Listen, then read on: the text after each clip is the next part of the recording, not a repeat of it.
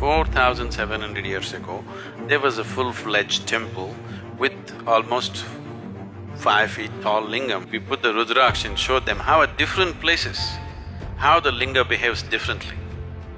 Whole of Europe was full of temples like this. I was in Turkey just 2 weeks ago.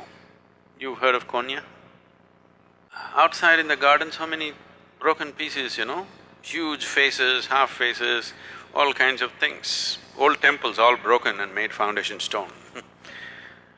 So we were just walking through and there in the garden I found about 4.5 feet or more, about 4 feet 9 inches kind of linga, properly created linga, an ellipsoid stone. So, wow. And when we looked at the history and things like that, they said this is almost 4,700 years old.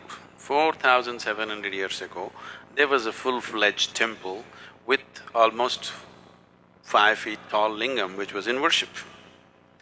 And it was consecrated that long ago, still alive.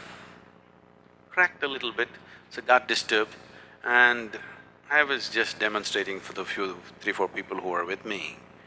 Every point in the linga is different. Different points in the linga are differently done, beautifully done piece. Whoever worked on it, they knew what they were doing, not rudimentary job, very subtle work. Still alive, 4,700 years, thrown out in the garden, not worshipped, still alive because of little bit of cracks that have happened.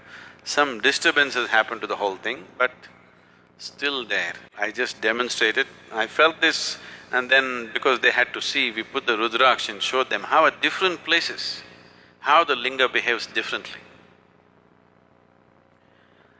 So, this work has been done in the past plenty, but when when my way or no way attitude came, these things were all razed to the ground in many ways. Otherwise, whole of Europe was full of temples like this, consecrated spaces like this. These eastern temples were never built as places of prayer. Even today in India, nobody ever leads a prayer in a temple.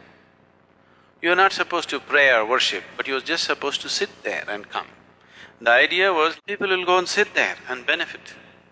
This is how a temple was created. No priest, no prayer. There is a maintenance person who is now calling himself a priest. Certain families were appointed to maintain the sanctity of the place, to keep it going in a certain way. You are just supposed to go there, sit there for some time and come. In South India, this tradition is still alive. In North, it's been disturbed because the brunt of invasions North India took, South India left. The Deccan Plateau was generally left untouched by the outside invaders. So you were just supposed to sit there.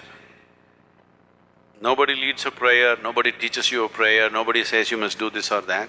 You just sit there and imbibe this, because these are all consecrated spaces. They created many. All these things were razed to ground. Only few that are left are generally in India and some other Southeast Asian countries. Otherwise, whole of Arabia and Europe were full of consecrated spaces.